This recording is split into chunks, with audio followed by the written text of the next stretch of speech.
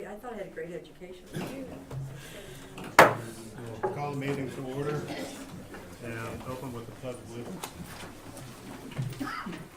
Pledge allegiance to the flag of the United States of America and to the republic for which it stands, one nation, under God, indivisible, with liberty and justice for all.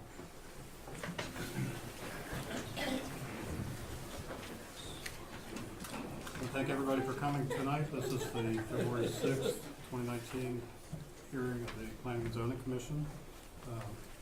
Our meeting, as always, is being recorded. If you are addressing the commission during the meeting, you ask that you step forward and give your name and address, please. Roll call. Rick Boggs. Here. Dustin Epperson. Here. Robert Begarow. Here. Darren McGowan. Here. Randall Ripley. Here. Ann Rogers. Here. Jerry Truex. Here. Thank you. We'll jump right into the old business section of the meeting. The first item, we're doing application ZONO 18004 for main table. Next, item B, preliminary plan application PP 18002. First, I'll make the motion that we remove application PP 18002 from the table. Second. I believe I heard Jerry first. Thank you. Any discussion? Roll call. Ms. Rogers. Here, yes. Mr. McGowan. Yes. Mr. Epperson. Yes. Mr. Begarow. Yes. Mr. Truex. Yes. Mr. Ripley. Yes. Mr. Boggs. Yes. Motion passes. We'll have discussion on that. You want to start there? Yeah, thank you, sir. Like you said, this is PP 18002. If you'll remember, this was tabled during the December Planning and Zoning Commission hearing. The applicant has made some revisions and come back.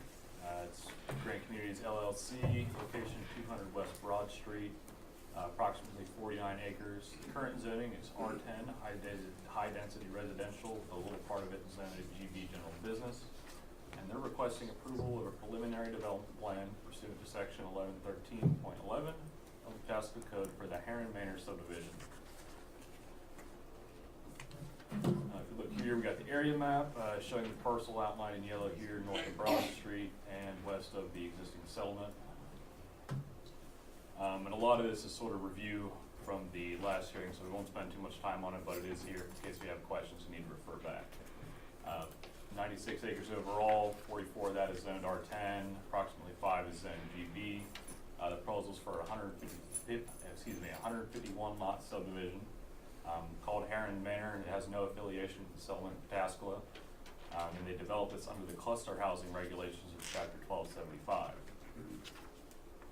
Just more general summary, density 3.88 units per acre. Here we have a general layout of the subdivision here on the left. Typical lot requirements and setbacks, front 25 feet, side 5 feet, and rear is 20 feet. We have a typical lot layout here. 3 access points onto Isaac Tharp Street, Alonzo Palmer Street, and West Broad. Street lights at every intersection and spaced at alternating sides of the street 200 feet apart. Here we have the West Broad access highlighted in red, and the Alonzo Palmer and Isaac Tharp accesses in red also. So here's the revisions that were submitted. As part of the signage plan, there was one subdivision identification sign on the west side of Heron Avenue at the entrance to the subdivision. It's a hanging sign suspended from a wooden pergola. Landscaping, street trees are proposed at every 50 feet, and there's 7 varieties of these street trees. Here we have a rendering of the proposed sign and sort of the landscaping on the bottom here is proposed around that area. The location of the sign is up here to the west of Heron Avenue, up where the subdivision actually begins. So for the landscaping, the existing tree line on the west property line is to be a tree preservation zone, but not in a reserve. There was language added to the plan on page 2 to reflect this. 5 to 6 foot high mounding to be placed on both sides of the entrance on Heron Avenue and the property line bordering the area that's zoned general business, with additional landscaping provided on that. 4 foot wide gravel path was added in Reserve D and the reserve immediately south of that. In total, there's going to be 151 121 trees being removed, and according to the ratio, 412 trees will need to be replaced.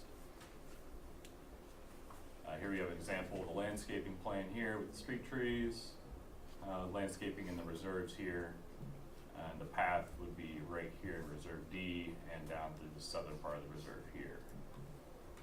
And the southern part, landscaping, 5 to 6 foot high mounding here along the parcel zone GB and at the entrances. So as part of our review, following that December hearing, the applicant submitted these revised plans. They also submitted a response letter detailing all the staff comments that we had from the original application and all their responses to those. So we reviewed that and we found that the applicant has mostly addressed all those comments. However, we do have the following additional comments on this recent submittal. So as part of the preliminary plan, number 1, staff has concerns about wetlands extending into the proposed lots. Any areas where these existing wetlands would encroach on the lots should be filled and mitigated. 2, pursuant to section 1235.05J, for each 5 lots or portion thereof, there shall be open green space or park recreation area not less than 1,500 square feet. And in each of those areas, there should be recreation equipment. For example, park benches, picnic tables, or play sets. And provisions for this were not included in this plan. The 4-foot wide gravel path in Reserve D leads directly into a wetland. However, this was on the initial submittal that was received for this hearing. We did receive a rendered plan this Monday, which will be on the next slide here, showing that the path is actually supposed to go up through part of settlement, which is what's deeded to the city of Pataskala, that connects to Foundation Park up north. The details and feasibility of that path will need to be addressed with staff as we work through that. Here we can see the proposed connection up here to Foundation Park in the north through this existing open space here, which is owned by the city, and connecting down to the Reserve D to the subdivision. As part of the street trees, so section 1283.05A requires that street trees be placed at a minimum of 30-foot intervals. They are proposed at 50-foot spacing or more. However, staff does agree or see the benefit of having 50-foot tree spacing, as we've seen before with Broadmoor Commons. It's just hard to fit driveways and mailboxes and street lights in there with that 30-foot. However, that is what the code requires, and they would need a variance to allow this. 2, street tree species as proposed meet the requirements of section 1283.05-01. However, we cannot accurately determine if they're appropriate for the size of the tree lawn in the subdivision, since we currently don't know the size of the tree lawn. For the tree replacement plan, the existing tree line on the west property line is in a tree preservation zone. On the plan, it's noted that installation of storm sewers and other infrastructure will be in this area. And with the installation of those, it's likely that some trees will have to be removed. However, this was not accounted for in the landscaping plan.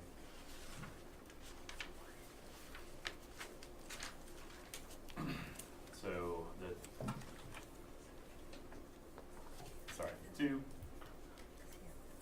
wait a minute. Yeah.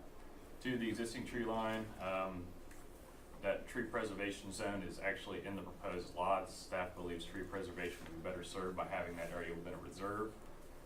3, it is also the preference of staff to avoid having stormwater infrastructure underneath the trees wherever this is possible. And 4, the total number of tree replacements needed is 412. This was identified on Exhibit L7 of the landscaping plan. However, if you look at Exhibit L2, it calls for 252 trees to be replaced inside the reserve areas, with 1 additional tree in each lot for 151 additional trees. However, this only totals up to 403, so we do have some trees unaccounted for.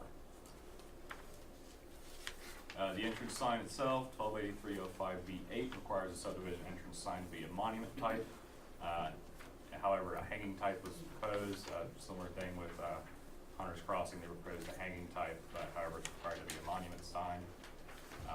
2, size of the sign face was not given. 1283.05B8 gives a maximum size of 32 square feet.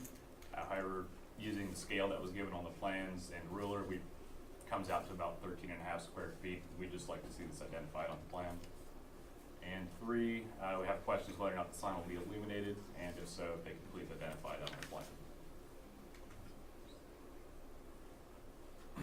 And the Public Service Director also submitted comments for this. Still has some concerns with the locations of some stormwater lines and rear yards.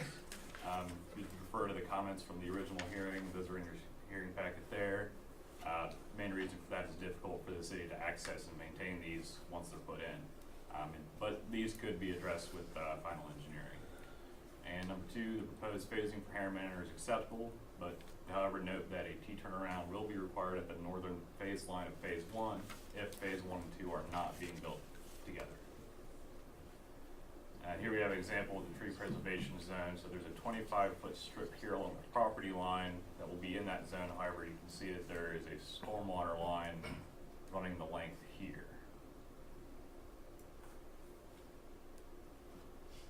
So following that December 5th hearing, the commission had some questions for staff. The first one being compare the existing settlement of Pataskala to the proposed development. 2, was the broad Columbia intersection included in this traffic study? And 3, would a right turn lane be necessary? So we went through all the old plans for the settlement of Pataskala and calculated these up. You'll notice that there are a few items in red here. We did accidentally include a phase that wasn't constructed and a reserve area that was later developed into commercial site. So those were taken out and the updated numbers are up here. We'll look at acreage, units, density, setbacks, and the lot size. So for the settlement of Pataskala, you'll see the total acreage is around 77. Total units comes up to 193 for 3.17 units per acre, 25-foot minimum front setback, 10-foot minimum side setback, and a 40-foot minimum in the rear. The lot size for this is a minimum of 10,000 square feet. Now looking at what Heron Manor is proposed, the total acreage is 46.40. Total units comes out to 151 for a density of 3.88 units per acre. Same 25-foot minimum front setback, however, it does have the 5-foot minimum side setback and a 20-foot minimum rear setback. And the lot sizes for these vary. Refer back to the other slide of the typical lot sizes. The typical lot size is around 7,000 square feet. We also compared to this what was allowable per code. The allowable per code is for what is allowable per code for Heron Manor using those cluster housing regulations. So there's no total acreage requirement. However, the total units allowable for Heron Manor would be 169. Total maximum density is 4.3. And with the front setback, it's pursuant to a section of the cluster housing regulations. It basically says on the perimeter of the subdivision, setback has to be 25 feet, but they can mix and match whatever setbacks work best for them in the inside of the development. They'll still have that 5-foot minimum setback as dictated by the cluster housing regulations, and rear setback and lot sizes, there aren't any minimums for those. If you see here, we have the old plan from 2002, I believe, for the settlement. This is our old zoning map. You can see here that in this circled area here is where the proposed development is. The red up here is actually, it used to be zoned as multifamily residential. And then below that was a professional research office zoning district, and the existing area on Broad Street was still zoned general business. This is our most recent zoning map. You can see here that that area is zoned PRO, and multifamily have been rezoned as R10.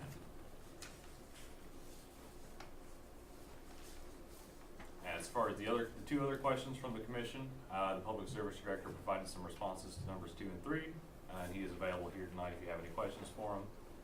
Number 2, the Broad and Columbia intersection was not included in the traffic study. The old regulations did not require a traffic access, only required a traffic access study, instead of a traffic impact study, which would have considered the adjacent intersections. And 3, the traffic access study determined a right turn lane was not warranted. The city engineers concurred with the findings of the traffic study, and a supplemental memo from the applicant's traffic engineer was included in this most recent submittal, and that is attached to your review packet. So characteristics of the surrounding property. It looks like it did it again.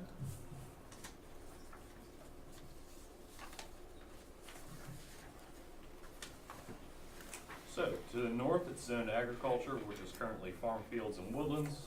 To the east, we have it zoned R10, high-density residential, all single-family homes, and the currently under construction settlement phase 3.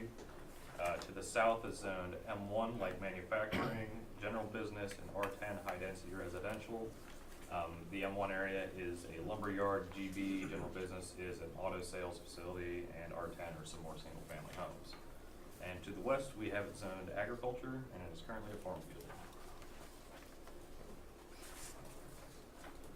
So as part of this, we've put together some suggested modifications for the commission.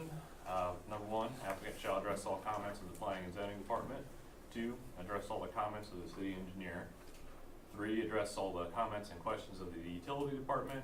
4, address all the comments and questions of the public service director. And 5, rezoning application zone 18012 shall be approved by the city council.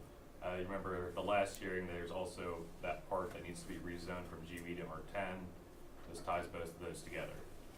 We've also added 6, a variance for street tree requirements shall be approved by the Board of Zoning Appeals or shall meet requirements of section 1283.05A of the Pasco Code. I'm happy to answer any questions that you may have. Thank you, Jack. Questions for Jack or staff in general about the presentation? I'll start with Ann. I do have a question. Do you have anything in writing about from the sewer and water department In terms of, whether or not they can have the capacity to handle? they have indicated that they can do that. I don't know if the comments were included in here, but they have indicated to us that they do have the capacity to serve the property. Okay. That's all for now. Okay, thanks. Rip? Dustin? The cluster housing section of the code, when was that put into code? It was updated briefly. There was some disparity in there in terms of it being confusing, so I think it was updated, but the bulk up in 2015, I believe, but I don't know offhand when the substance of it was actually passed. Thanks. Jared? The chart that shows the greens, or that shows the acreage and units, Yeah. do we include that green space area as in the acreage, or do we only include the buildable area So, as to get that 3.88 or? yeah, so for the 3.17. density, we take what the total acreage of the overall development is and, you know, keeping in the reserves and open space, but we take out what area is being dedicated as right of way. And then divide that by the number of units to get the density. Okay, but the green space area actually stays in that equation. Correct. No more questions? Derek? No question. Okay, thank you. Alan, do you have any presentation, or you just, No, just to hear. Respond to the questions. questions. Yeah. okay, all right, thank you. Glad you're here. Yeah, thank you. Happy to be here. Okay, next we'll ask for the applicant's representative here. Hello. As always, I'll swear you in. Sure, You swear that any testimony you will give in this matter will be the whole truth, as you shall answer unto God. I do. Thank you. And Jerry, I'll start off with your question because you asked about how density is figured. And it's figured that way for both, on this chart, for both the settlement and Heron Manor. So the settlement has open space also, so that, the acreage was also included. So they're apples to apples in that comparison. So, and which brings up a very interesting point. You've asked a couple questions about the cluster design, which is a right. We're not asking for a rezoning under cluster because cluster is a part of what you're allowed to do in the R10 district.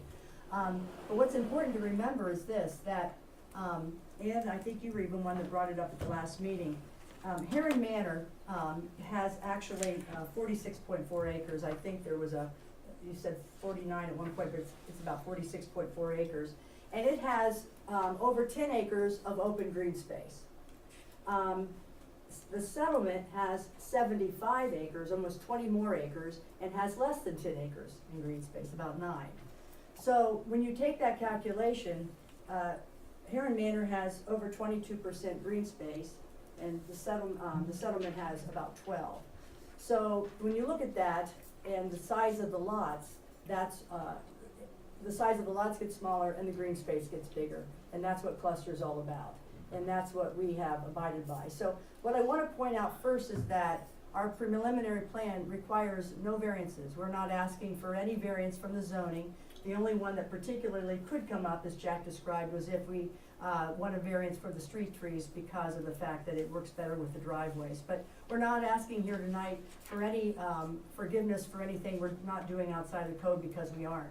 We're satisfying the code, and the only rezoning portion we have is for that 4+ acre piece, which is at the south, so that we could provide that main entrance off Broad Street, which was requested by the city, Alan, and your city engineers, so that would be a direct access in and would be the first and main access into this development. So we wouldn't just be using the 2 access points that go through the settlement. So that's basically a summary. In particular, I hope that you had time to look at the summary from the traffic department, because those were the most interesting questions last time regarding access. And what we had them do, which I think they did very well, we had some concerns about how the access lines up with 84 Lumbers, and whether or not there would be problems with trucks that were coming in and out of 84 Lumber with our turn lane going into Heron Manor. And if you look at that study or that summary that you have, they actually put the radius there, they show the turning areas, and show that there are no real concerns about that access and how basically people going in 84 across the street. And they do have that. Is that right, Scott? Jack, okay. In addition, I think one of your members, who's no longer a member here, had asked about where the camera was placed and whether the traffic could sufficiently be counted. That is also included in that summary. So as Jack very well stated, when we left last time, we had discussed a lot of things, but most importantly, there were the issues about the traffic study, which Alan had says that they support. There were concerns about truck radius, that type of thing, which we've shown you, location of camera, and also some of the people from the settlements, real concerns were the size of houses, the value of houses, that type of thing. This developer is going to be doing basically the same thing that's going on in the settlement right now. And we're not asking for any variance from the house sizes. I'll show you now the house types are the same as what's being built in the settlement. Everything is per code under the R10 district. Nothing is under the square footage that's permitted. Pricing will be very similar and probably more, I mean, obviously as much as you can get, but in the like 220s, 250s on up to the 300 range, which is what's happening now. So this is going to be a very, very similar development as far as, I'll show this to everyone out here, to what's going on in the settlement with house sizes and prices. I also want to point out again, as I said last time, that this development, as you see, here's the settlement. This development has no lot that touches anything here as far as a lot. There's green space between the whole settlement area. Up here, the slimmest because of the path, but all of this is green space that separates in buffers. It's a very clean development. We have direct access in off Broad.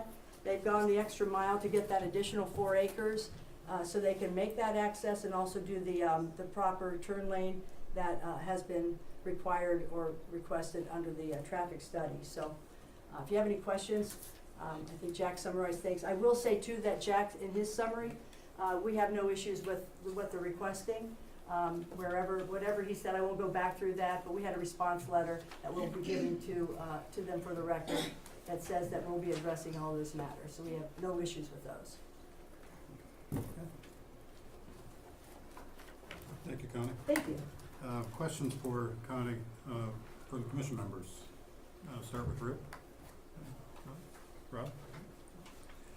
I have one that's kind of it seems like a minor point, but the HOA agreement Yes. is structured, or the HOA is structured so that the developer maintains control until the development phase is ended, which basically means the last lot. As it's written, or Yes. there's an escape clause, so to speak, that they can turn that over at any point. Mm-hmm. With the Isaac Tharp Stub Street into the property to the west, Mhm. it has to be a turnaround, so those two lots at the end of that street can't be developed until that street is connected, which theoretically would be, and that would mean that the developer would maintain control over the HOA indefinitely. Is there I a don't know that provision in answer, there? let me think about that answer, I'll get you that. That's a I mean, technical it's kind of one. an unusual Yeah, and then- situation. because- situation, yeah. I'll tell you that answer. I'll Okay. sit down and think a minute. Okay. Thank you. We'll move on here. Dustin? No question? Jerry? No, sir. Okay. I do. Oh, yes, you're next. Of course I have one. Yeah. The current zoning, is this all done, it's on the traffic study. It mentions that at the time, it wasn't required by the current, technical, I'll get the paperwork here. The study for was done by, thank you, the old regulation only required a traffic access study, not a traffic impact study. So, what about the current regulations? Would they require one? Yes. Okay, so, I mean, I recall, if I'm not mistaken, the city said that, developers, after a certain period of time, not building under the, zoning during the first application, that they had to come back and adhere to current zoning codes. That's correct, and I think part of the discussion that we had under the previous proposal, where they didn't have the access onto Broad, it was supposed to be the plan district, and we spoke with them and said we need this access onto Broad. As part of our discussions, we said that you can do an access study, and this was when we still had the plan development district was on the table. So we said if you do an access study and not an impact study, we'll take a look at that. So that's what they did their study based upon, and then they determined that they will need to, we're not gonna do the planned district anymore, we're gonna do the existing R10, rezone the portion of the general business to R10. So they did the access study, which at the time was the standard, not the impact, and we said move forward with that, so that's what they based their study on now. So to have them come back and say, you know, we're gonna do it with the R10, it's like, oh, well, that study you did before, you have to do a whole new study, didn't seem appropriate. So we used the access study that they had provided, which we told them they could provide when we were originally discussing the previous proposal. And if I may even comment on that, the study, actually, the results were that we would not need the access on the Broad. But the point is that the city said, we have a real concern that people will not like it in the settlement if you're coming in through there and using the two access points. So my clients went back to the developer, to the owner of the property, and basically committed to purchasing that additional acreage to basically provide a third access and put in the turn lane. So I think they definitely, and that's why I believe Alan, we met with them and they reviewed everything, and they said basically we've gone and done more than what we were even required to originally, but now we've added this, so that's how we ended here. I would add to that, maybe it was I thought it was under the old regulations, that could be wrong, it was a while ago. But even if it wasn't, it was under the new regulations, I think it's more appropriate to have that access point. Originally, they wanted to go channel everything through John Reese Parkway, and the two existing streets there, which really didn't seem appropriate for the settlement. So I guess even if it wasn't under the old regulations, I would state that it's more appropriate to have that new intersection and study that new intersection along with John Reese Parkway than it would be to look at the adjacent intersections. Well, I can say that the intersection there at Columbia, my major concern, two concerns. The intersection at Columbia and Broad is already a dangerous intersection. It's already posted as a dangerous intersection without added traffic. And it was posted that years ago. I mean, I don't even know how long it's been, a dangerous intersection. Now, when I use it, I can just tell you how much more dangerous it is. It's crazy how fast people come through there. And to try to make a left turn from Columbia headed west, people trying to cross, going straight across Columbia, it's just, I can tell you, I don't need an impact study to tell you it's gonna impact that intersection, and it's gonna be worse.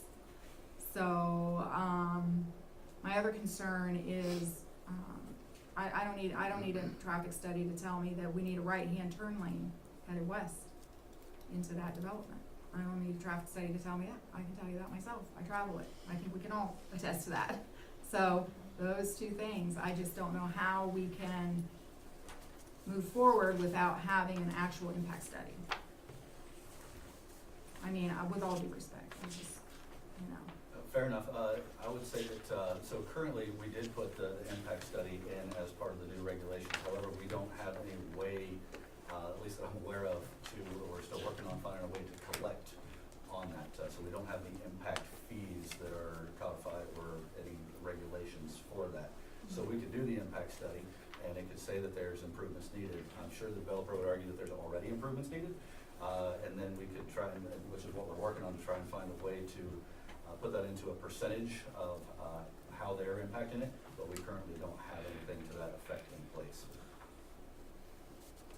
I mean, if we had if it was 35 mile per hour zone, you know, prior to, you know, from the traffic, because it's 45 both ways at that intersection. So if it was reduced to 35, that might help, but that's down the road. It'll probably ultimately get to that point, but based on what we have right now, those are my two concerns with that. That's all. All right. That's all. Okay, thank you. Okay, do have at least a couple of, well, I have two speaker request forms and probably others that want to speak. Todd Mountain, no? Forgive me if I'm mispronouncing. Okay, do you swear that any testimony you will give in this matter will be the whole truth as you shall answer unto God? I do. Thank you. My name is Todd Mountain. I live at 332 Enos Loomis Street, which is right off of John Reese Parkway. When I bought into Pataskala, and the settlement in Pataskala, I bought into the lot size, spacing of the homes, and I knew one day that the settlement would expand over into that section where they're talking about going. But I didn't realize that we would end up with homes that are gonna be a lot closer together. Because when I bought, I looked into all that stuff. I don't wanna live in an area where homes are on top of each other, whether there's more green space or not. When it comes down to it, you know, you're gonna pack them in there like sardines. And then when I bought into Pataskala and I bought into the settlement, that's not what I bought into. I bought into the yards, the houses a little bit farther apart, and not have that other access road, and have all them construction trucks going down through there, and all the kids that live out there and run around them streets. Just the thought of that scares me, and that should not happen. There should be another entrance. I mean, I'm an empty nester, and I know all my neighbors. Matter of fact, a lot of them are right here right now. They all got kids, and I love every one of them. I'd hate to see something happen because there's a bunch of trucks traveling up down there. When they were doing the other development back there, when they were finishing this off, 90% of them trucks ran a stop sign. I bet you more than half of them were doing 35, 40 mile an hour down through there. And I just don't want to see that. That's all I got. Thank you. Thank you. Next, we have David Pace.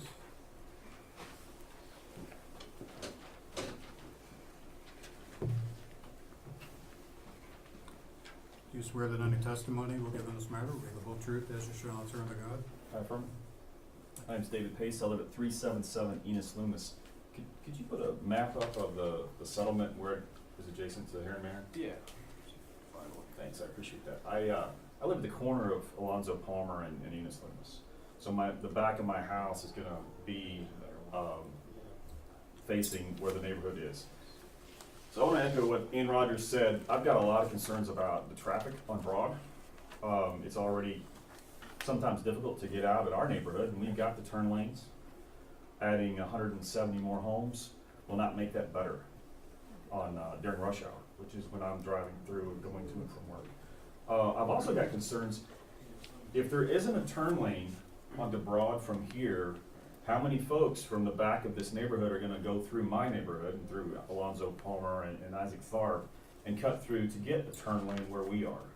What's the impact that's gonna be in our neighborhood with additional traffic back there? I would like to see an impact study of traffic, because I cannot imagine it's not gonna have a significant impact on our neighborhood. You know, just like Todd said, we've got kids who are on the street playing all the time. It's a cul-de-sac. I get that it isn't designed to be one forever, but that's what it is now. This will completely destroy the community we have. Our kids are outside in the front yard every single day that's sunny. They will not be if this goes in. Could you point to your house? Yeah.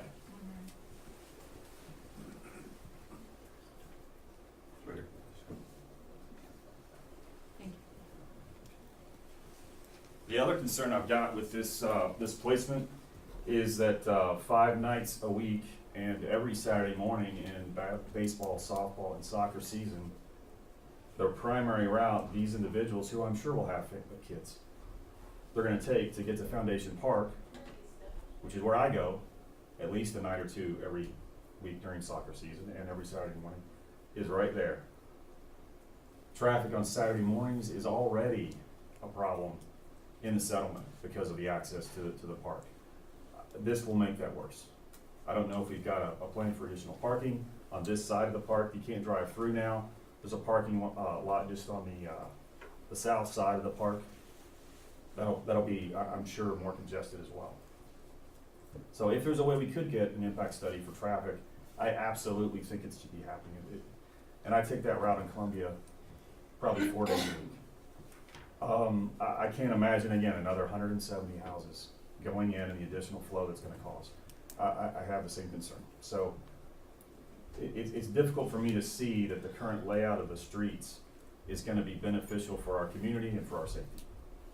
The second thing, and Todd highlighted this one as well, the size of the lots. I mean, the price range that they're quoting may be indicative of the entire settlement, but the western half of the settlement, which is the last 2 phases, which is where he lives, where I live, and where a lot of the neighbors who are here who are gonna be most impacted by this, our lots are bigger, our homes are bigger. They're considerably larger than what's being proposed. This will negatively impact our housing values. It will not even be a small impact. It will be substantial. Our houses in general, the bottom end of our houses are at the top end of the range she just mentioned. So, and they go up considerably from there. I just don't see any way this is a good thing for any of the residents of the settlement, not one. I don't know if you have any questions for me, just with our experience living there, but I appreciate your time. I do have one question. When you were talking about the turn lane, was you talking about heading west or east in terms of the turn lane? Being an issue at that intersection? I do both. Sometimes I come out of the settlement and go, it depends on what traffic flow is like in the city. I check an app every morning before I leave. Sometimes I go right toward Columbia and take Columbia up through to Morse. Sometimes I go left and go up to 310 and take 161. So I do both. It probably 3 days a week. I'll do one and 2 the other. So, I mean, but your concern wasn't heading east in from Columbus or from Columbus, it was just. When I come home, it's the exact opposite. I come in off of Broad and I could come from either direction. So really about 2 days a week, I do one, 3 the other. So, I mean, that's where we live. We go. Everywhere I go is on Broad right there. Every time I come home, it's one of those 2. So yeah, it's both directions. Thank you. Okay, again, those were the 2 speaker request forms I have. Are there others in the audience that wish to comment? There's one. Yeah, I see 3 at least. Okay, just for simplicity, if you would all stand, I'll swear you in at this time, and then one at a time you can come up and speak. Do you swear that any testimony will give in this matter will be the whole truth, as you shall answer unto God? Yes. Okay, ma'am, you come forward first. My name's Noelle Grebling. I live at 215 John Reese Parkway. So you can imagine that I'm a little bit concerned about the amount of traffic that's going to be increasing in front of my house. I live the third house on the left as you're coming into the neighborhood. So 151 houses. Can I ask her a question about the main entrance that you're talking about? When will that go in? First, That'll be the first thing in, and that's where all the construction traffic yes. and everything would be going through. Okay, well thank you, I appreciate that. Yeah. But I also agree with, and I forget your name, I'm sorry. David? A lot of people are gonna come through John Reese when traffic's bad, they're gonna cut through, that area. There's a pothole on our street right now, we're starting to fall apart. There are cars that come up and down, zip up and down, our street daily, run stop signs, speed, there are no, what are they called, traffic speed bumps or anything like that. And so I'm not saying I want that, I'm just saying that that's gonna be more, of those cars coming through. If we're looking at 150 houses, that's an extra 300 cars. If you look at the, average family having 2 cars per family. In Midwest, 35% of those have 3 cars. So, we're looking at an extra 600, potentially 600 trips, 300 in, 300 out every day. Up and down John Reese Parkway, maybe half of those, that's a lot. And our roads aren't taking what we've got now, the 191 houses that we have in our neighborhood. The roads are starting to fall apart.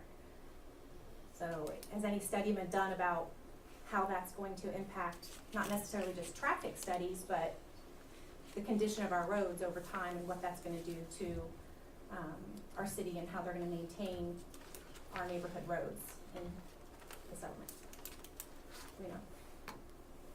Is that something that we need to take into consideration? We'll ask staff at the end of I the don't question know. period. So that's my question. Yeah, okay, thank you. In the back, sir?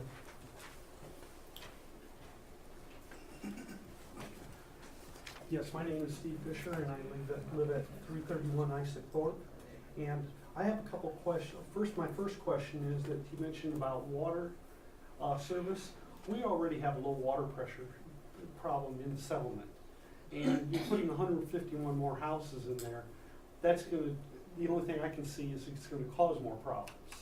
And you talk to the water department, they say, well, that's the best we can do right now. So I have a, when you said there shouldn't be a problem adding another 151 houses, I have a problem there.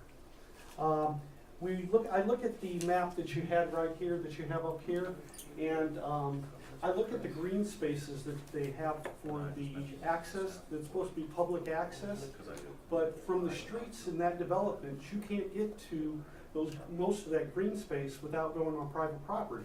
So there's no public access to those green spaces. Is that a problem? The only people that have access to most of that green space are the lots that go up to those green spaces. So you talk about this cluster development and it's supposed to be common property. Well, majority of the people in this new development can't even have access at that common ground because there's no public access to them. On Isaac Thorpe, we have 2 15-foot accesses to get to the pond and up to the park that are dedicated, that are public access ways. And I believe there's a 15-foot access from the pond down to the other street that we talked about. So that was one of my concerns there. Another concern I have is the pond maintenance. The pond is a stagnant water when it's not raining. There's not a natural flow of water through here. And my house was under construction this past summer, and I noticed a lot of algae on that pond. And with more water being run off from this development, which is going to contain more fertilizer, it's going to promote more of that. Is there going to be any kind of aeration put in, is there an aeration requirement for this pond? Or should there be some kind of aeration to minimize stagnant water, which can cause all kinds of other problems? I think you addressed the timing on the phases. The first and second phase would be done, and so these other the streets from, the settlement probably wouldn't be connected in until we get to the third or fourth phase. Yes. So you would develop out phase 1, 2, and 3 before you even get to those, before those connect in? Yes. So definitely all that construction traffic would be coming off of Broad then? Broad Street, yes. Okay. And then I want to emphasize the lot size. The house that I built in the settlement is 46 feet wide. It's a ranch. Given this lot size of 55 and a setback of 5 on each side, you couldn't build my house. And I'm on the Maple Street series. So I look at the size of the houses and the 55 and then you go 5 foot. I don't see how they're going to fit a lot of these houses that they have in the settlement already in some of these lots. Okay, thank you. Could I ask one question for Sure. Mr. Freer? Where's the Sure. pond at that you were talking about that is stagnant? If you could just point that out so we know where that's at. It's this pond right here, and my property is right here. Okay. So it's on the settlement side? Yes. Is where it's at? Okay. It's on the settlement side. Thank you very much, sir. Hi again. My name's Chris Crawford. I'm at 373 Enos Loomis. You forgive me, my notes are on my phone, so if I'm looking down, that's the reason. We touched, I think, Mr. Boggs, you touched on the HOA matter. So as soon as phase 3 at the settlement is complete, our bylaws say the HOA then comes to the residents at the settlement. Our HOA is pretty non-existent. I have a feeling we're gonna vote it out. We don't, it's worthless HOA. So, if that HOA does go away, is it all Heron Manor that's gonna be taking care of the water retention and the stormwater? It's a question I couldn't find. Further, no one said anything about schools. Have we talked to either Licking Heights or Southwest Licking to figure out what district it's in?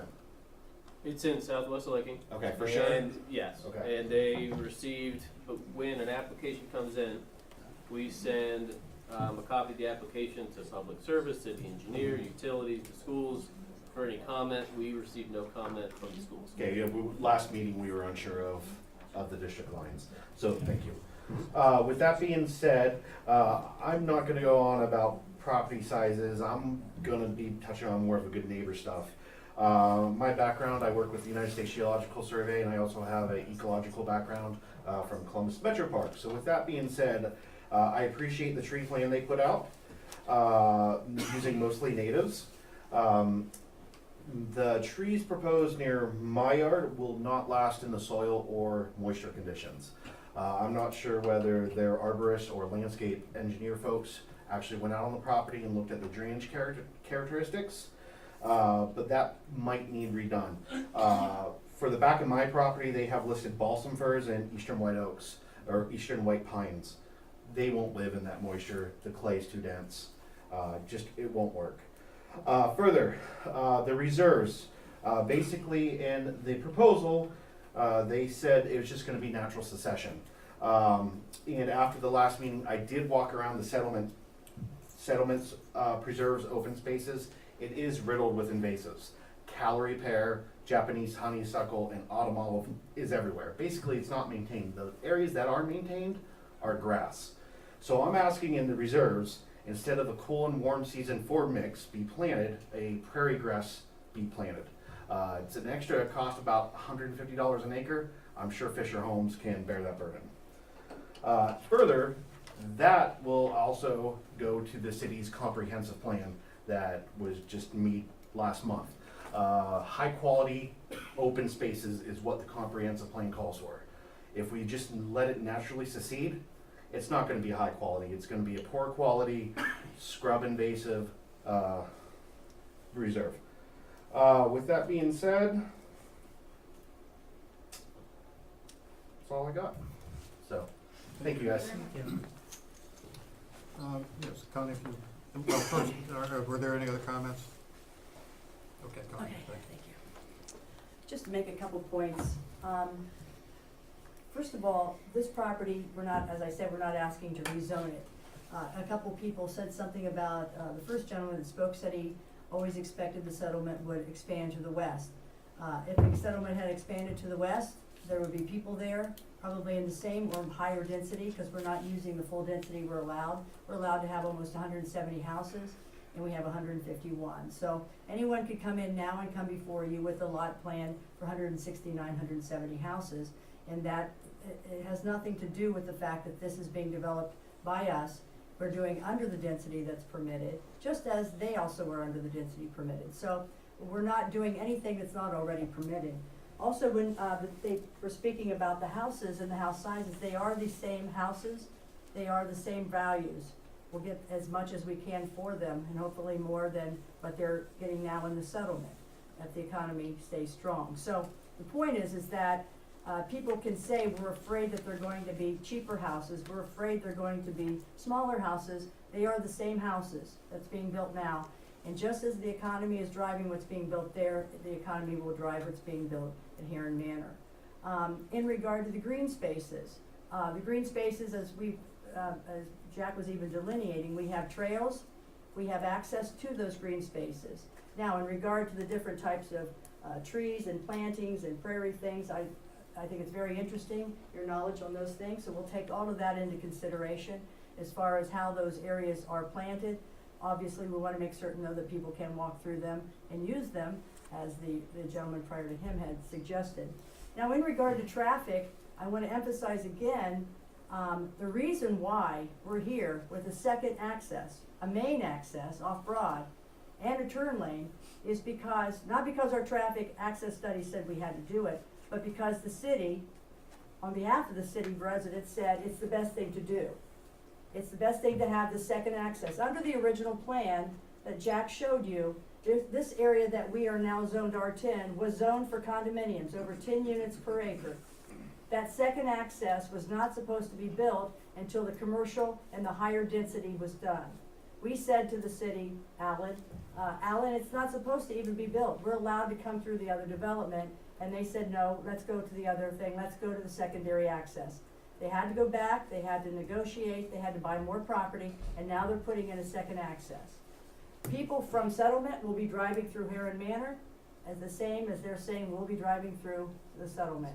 It'll be something where people will be going back and forth, but we will have our own access off Broad, and they have an access off Broad.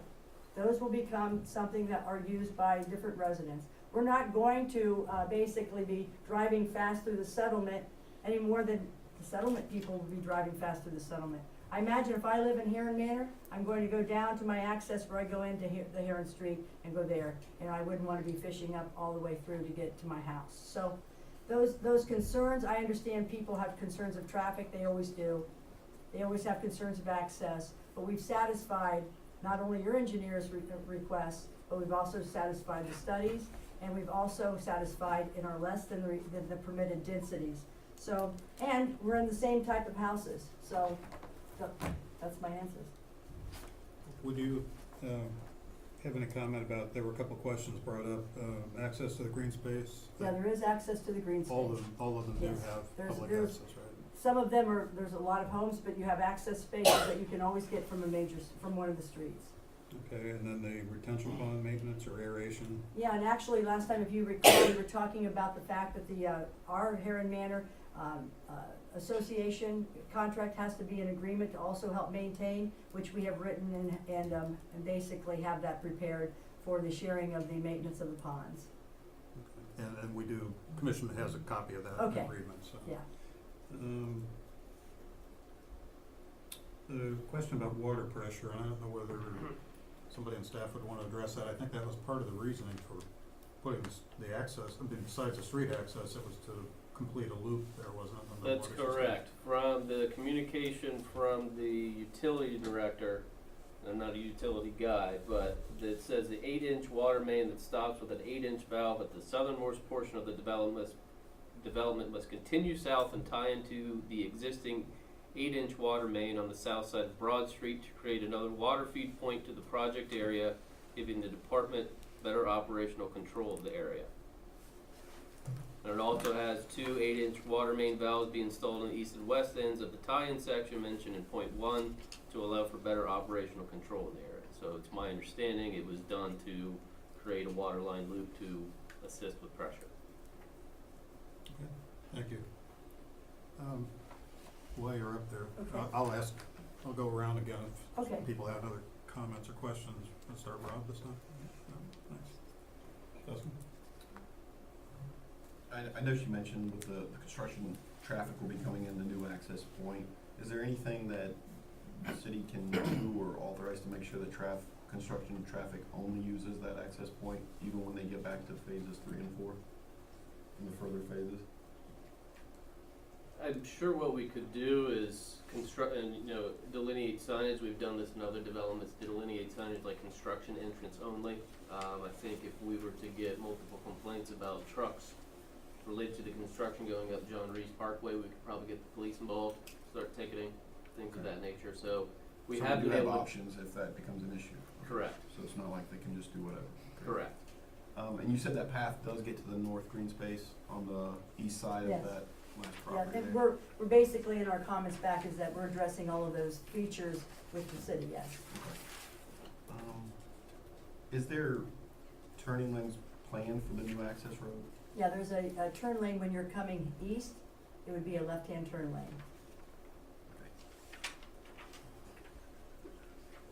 This is probably more for Alan maybe.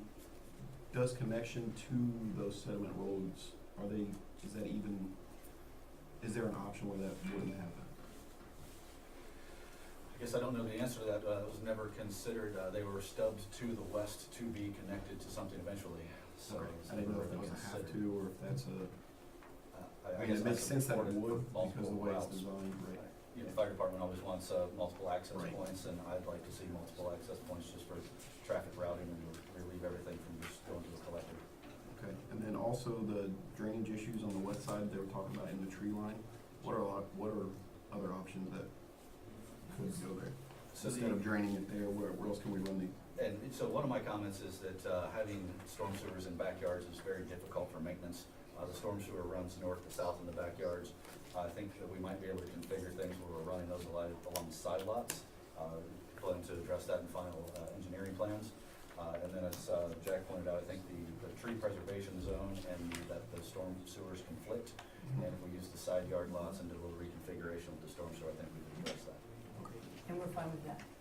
And also the, what was, I don't know if you guys know this, because I don't know how far back this code was, but with the monument signs, what's the reasoning, what was the determination to have that only monument signs? I don't know why.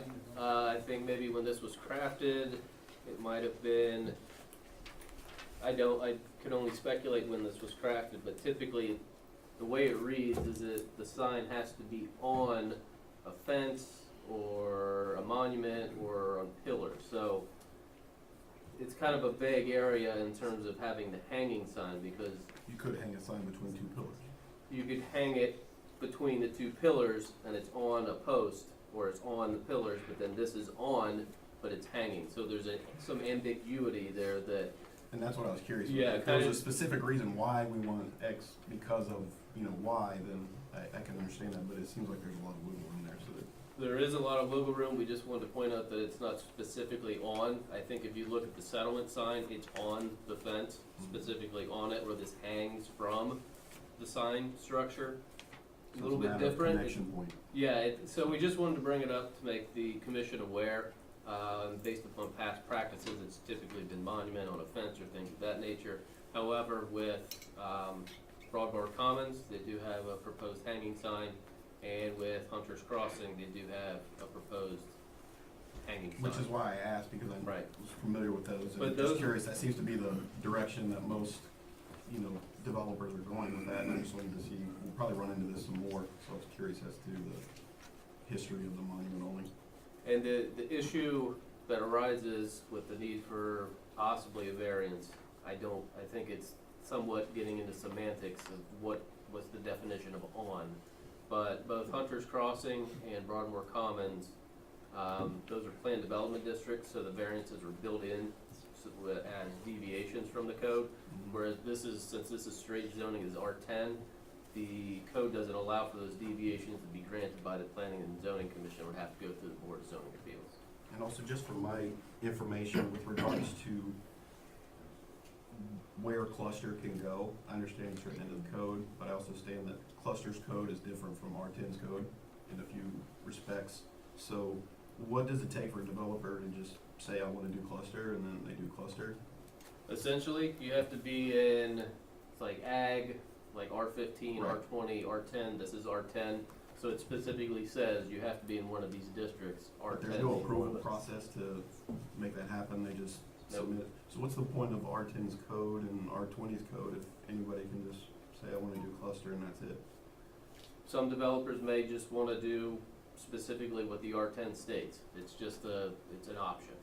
Sometimes with cluster subdivisions, if there's a large, if we have wetlands or tree stands or ravines, that they can utilize that to enhance the landscape. Whereas some, if it's arguably an empty farm field, there may be none of that to protect, but they can say, well, there's no sense of doing a cluster, we can do R10. It's just essentially options. Also, you have to keep with, the reason why you have to still have the zoning districts is because they guide the density. Right, So, I mean, but the density's increasing with a cluster. No, it's not. no, we're still under, the density is permitted under R10 is 4.35 houses per. No, I mean, in your neighborhood that you're proposing, I agree, but I'm thinking in the future, other people could, No, they can't. The density has to stay in the base zone. okay. That's why that's important to, you can't just go do cluster and forget the density.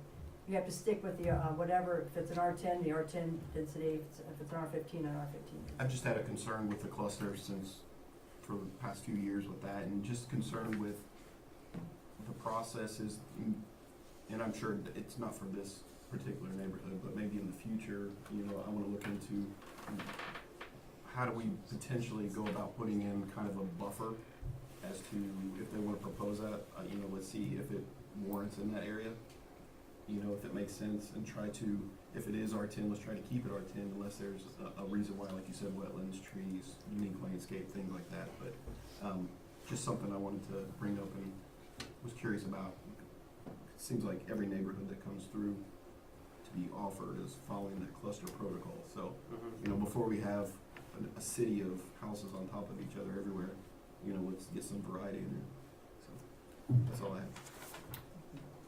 I'll add a comment to that a few years ago, before the cluster regulations were there, a lot of times what we saw was a planned unit development, which also allowed shrinking the lots and exchanging the smaller lot size for open space. So we have like an R10 PUD, which had typically 7,500 square foot lots instead of 10,000. That was fairly common. But again, it was the developer's choice, whether they did a PUD. Yeah, but the commission could have then said, you know, we disagree and we'd like to do this, Sure. because there was no code backing it up and forcing, you know, like the cluster code is now. Well, the PUD code allowed what they were doing, yeah. So just a different way to do it. But there are some other reasons, and then there's some discussion we can have whenever we Yeah. review that, but there are other advantages or other things that, benefits of a cluster design that we may want to consider. I understand there's benefits, I'm just, you know, looking to make sure there's a way to Properly curb it implemented. and it's properly applied where necessary. Not saying that this isn't, just, Okay, you know, good going point. forward. Jared? Couple questions, okay, so, Alan, again, thank you for coming, it's nice to be able to ask, you know, questions and get answers right away. On John Reese, there is if we're heading west, there is a right turn into John Reese, correct? Yes. Okay, but we're not gonna put a right turn, just so I'm clear, on Huron Avenue, correct? It was not warranted for the. We're not warranted, okay. In terms of, but there is going west, or going east, there is a left turn going into Heron and also a left turn going into John Reese, correct? Correct. Thank you. Construction traffic, my question is, I understand we're gonna put up signs, is there a way that the contractor can maybe try to regulate that with the construction equipment coming in to make sure they understand that absolutely no way are they to be turning on to John Reese? I'm quite certain that any contractor that comes to the site is going to wanna make certain that they don't, because they won't wanna live with the results if they do. It's not to their benefit to be going through a neighborhood and going up and down streets and wiggling around and trying to come around. And also, it won't be until the latter that we're even having the ability to come through those other streets, because they won't be connected yet. Okay, I just would like to see if maybe you guys kinda put something Sure. that said, you know, there will be fines, you know, not Mhm. only just with our police having to enforce it, if there's something that you guys could enforce it too, just to make sure that they know that, you know, they will be fined if, you know, they do not follow, you know, the regulations. I am a little concerned for the construction traffic because it's easier to make a right-hand turn when you have a wider space, and you have a wider space with a turn lane at John Reese, and you won't have a turn lane if you're heading west. So just something to think about down the road. You know, we can sit here and argue the semantics of a turn lane, no turn lane, but I understand, you know, the purpose for it not happening, but would rather see it happen. On the trees, and Scott and Jack, this might be for you guys. If the trees die in the area where, I believe it was Mr. Fisher, is that correct? Or no, I'm sorry, Crawford, was talking about what happens if those trees die. Typically, as part of the plan, they're good for 1 year, that if they die within that 1 year, they're to be replaced. But if it's 2 years down the road, then it's responsibility of the homeowners association to replace those. At that time, it sounds like it would still be under control of Fisher, so Fisher would need to replace those, but ultimately it's HOA responsibility after that 1 year period. After 1 year, okay.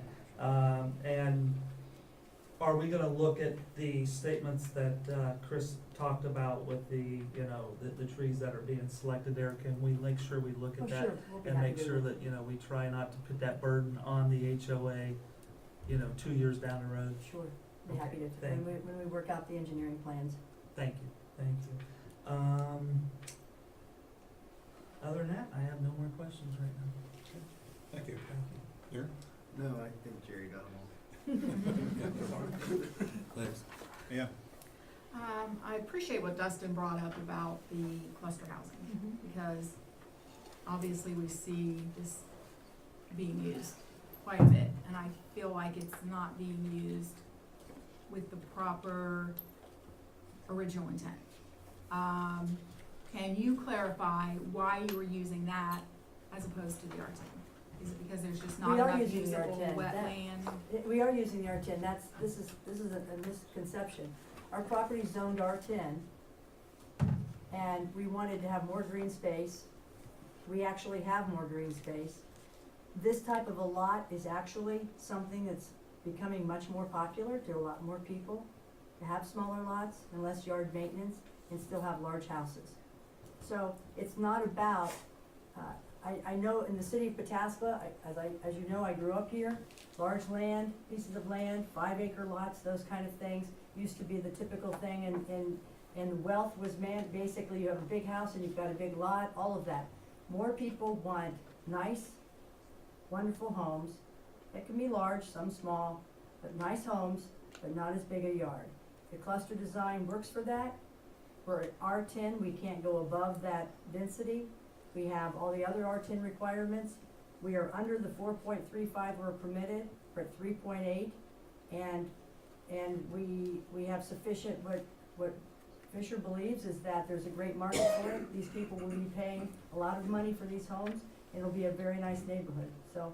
Well, I guess my reason for asking is because if you can give them bigger lots, they're not as attractive to a lot of the market. but the neighboring community has concerns about it.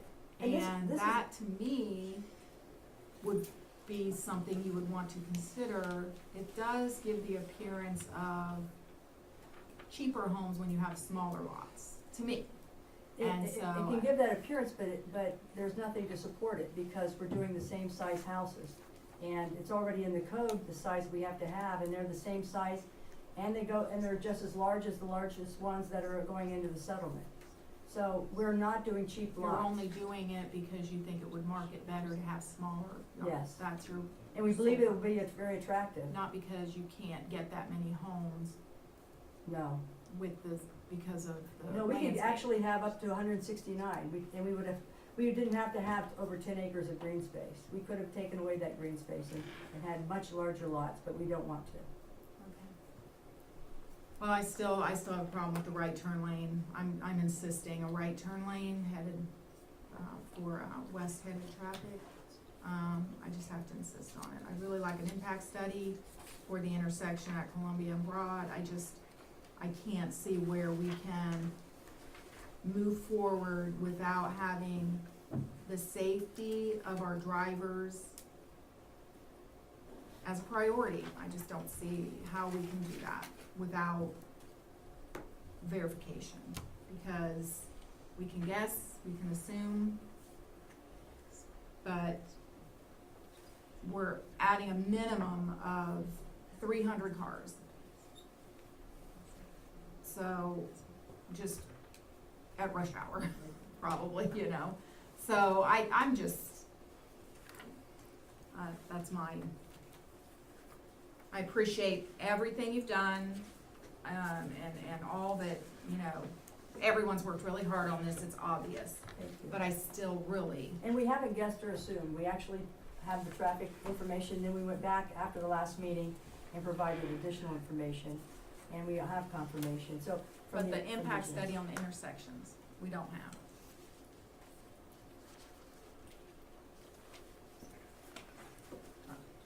I don't know, he has a comment, but this gentleman in the seat had his hand raised. Can I, okay. That's all I have. Was it on this, on the traffic? Yeah, it was. So the traffic study that was done, the traffic study that was done, what was the year it went out to? So is it median growth, low growth, high growth, till 2020, 2050? What are the projections they used? Just curious. Okay. We've got our engineer. I'm Gina Balsamo. I did the traffic access study, and to answer your question, we looked 20 years in the future. And just for reference, a lot of other cities, like the city of Columbus, for example, only requires 10 years in the future.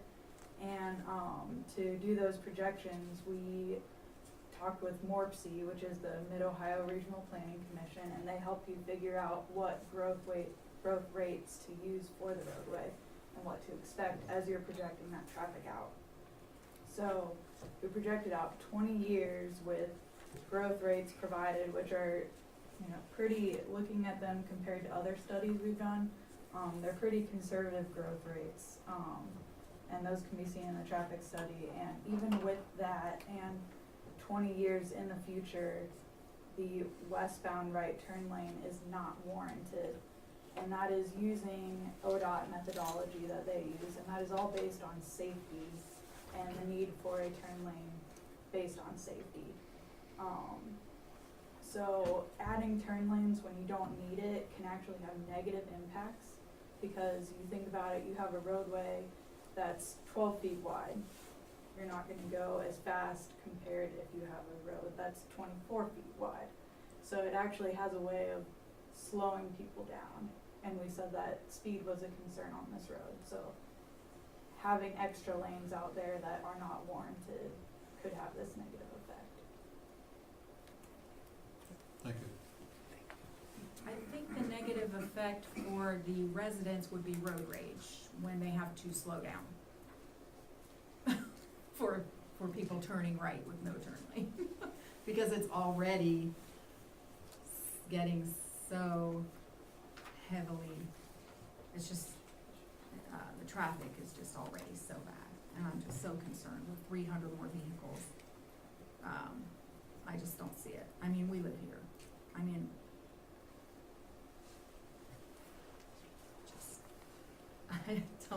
I'm sorry, I just don't. I haven't even gotten to see, we haven't gotten to see the actual traffic study to review it, so, you know, it's hard to make a judgment with limited information. That's all. Thank you, Ann. Rick? Questions? No? Rob? There's someone had their hand raised in the audience. Just a moment. I'll open it up for anyone on the staff. Do you have any comments based on these questions that we brought up? No. No? Just wanted to give you that opportunity. No, I appreciate it. Okay, it's your first time up front, so Do you swear that any testimony you will give in this matter will be the whole truth as you shall answer unto God? I do. Thank you. I wanted just to say Uh, about getting, Name and address, please. Charlene just said I live at 335 Enos Loma Street. So, I just wanted to say about getting out of the settlement at Pataskala at rush hour. I drive my daughter to basketball usually around that time, 4:30, 5 o'clock. And there is constant traffic. So you had 300 more cars or 600 more cars, and there's no traffic light there either, so, we wait a lot. So the thought of more cars is it's hard to think of all that much more traffic. And also I do work for the school district at, Southwest Looking, and I'm not gonna speak for them, but I do know my children go to overpopulated schools in this district. And to add 300 more, or 151 more, and then all those children, and then we're building more schools, but we're building more schools for the already overpopulated schools. So I think we have to think of where we're gonna put all these children and where they can go. So I just wanted to state that. Thank you. Another question, I guess, for staff. Years ago, when the settlement was first approved, there was discussion of a signalization of John Reese Parkway at some point in the future. It was based on the completion or the percentage completion of the development. And of course, the original plan included retail, office, multifamily. So things have changed a lot, but is there any discussion or planning for signals there? I'll let Gina correct me if I'm wrong here, but I believe the original traffic access study that was done by Fisher Homes did not include the secondary access, and a signal was not warranted at that existing John Reese Parkway. Okay. Do you want me to speak to that? If I said anything wrong. Yeah, we had a signal warrant at John Reese Parkway, and it did not meet signal warrants, and that is in the horizon year as well. So 20 years in the future, it does not meet signal warrants, and that's another thing of concern. General practice, you don't want to put up a signal that's not warranted that can cause additional crashes and safety concerns. Thanks. I believe Todd, Yeah. again, when we're done. I'd just like to respond to her about the size of the lots and everything. Well, at one time, the zoning commission approved a development, was it 3 or 4 contractors ago, that had the same lot sizes that we have, that go over into that area. Now all of a sudden, we're in our 3rd or 4th developer, and they wanna change it, make it a cluster. But, the zoning commission already approved something for over there, which everybody in the settlement of Pataskala bought into. And now all of a sudden, zoning's changed, this has changed, but we still got the residents there. That hasn't changed, and what we bought into hasn't changed. And the fact that you talk about people want smaller yards and less maintenance, I hear that a lot, but I haven't heard no study or any documentation to prove that. I'm just hearing words. Go downtown Columbus, look at how close all those homes are together, and look at what they look like. I think that's enough said, and I don't see it. And, there was something already approved that we bought into, that was approved by the zoning commission. I know it was a long time ago, but, I just don't think it's right to change it now. I get it, they're in business to make money, and clustering them homes together, they're probably gonna make more money, being able to charge more, even though they say they're not putting as many houses as they can. That's, I don't think it's fair to the people that settled up Tesla. That's all. Thank you. Okay, any further questions or comments from the commission members? I got one more question, I'm sorry. They also, our Fisher Homes is also in charge of our homeowners association. They haven't asked any of the residents about using the retention pond. I think it's pretty unethical that they're gonna control that homeowners association and ours, and not ask the residents. We used to have meetings with them, but I don't think we've had a meeting in 9 or 10 years. They don't even care to talk to us. Thanks. Comments or questions from the commission members? Deliberation time, if there are none. I wonder if they have any comments concerning his, do you have anything to say in response to his comments, the most recent comments About the HOA. about the HOA? The HOA is being managed by Fisher and they will be turned over. As we had basically said, there are agreements there. They're doing what they're supposed to be doing. I suppose if they want meetings, we can find out more about that, but, the association, as I know, is basically the developer driven right now, and then would basically naturally be turned over as it's required to be, so, if this gentleman wants to contact me and try to set up a meeting or whatever, that, but right now I don't know if there's anything needed. If they want to, they can let us know. And the only prior development that's been approved for this, that's been changed, is that it was approved for, condominium, 10 unit per acre. So, that's been changed to a much lower density.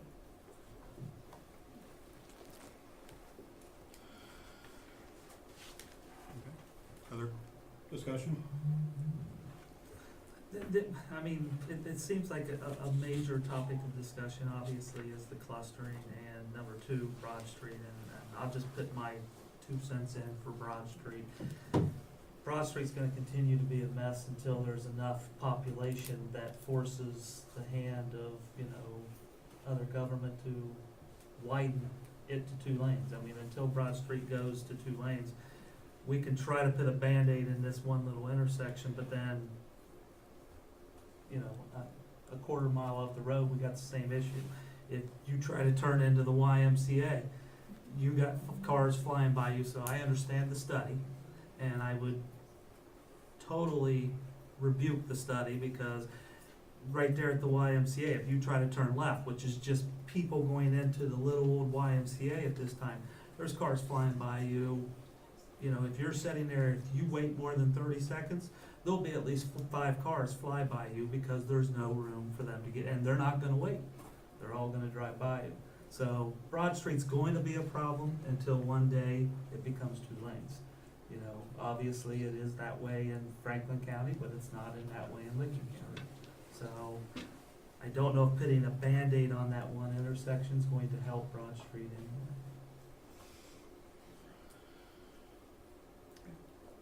As for the cluster, I believe again it was stated that originally, and I understand what Mr. Mountain is saying, but from what I understand, and I can be corrected, originally there was actually more houses slated for that area than that's there now, because there's more green space. Is that correct?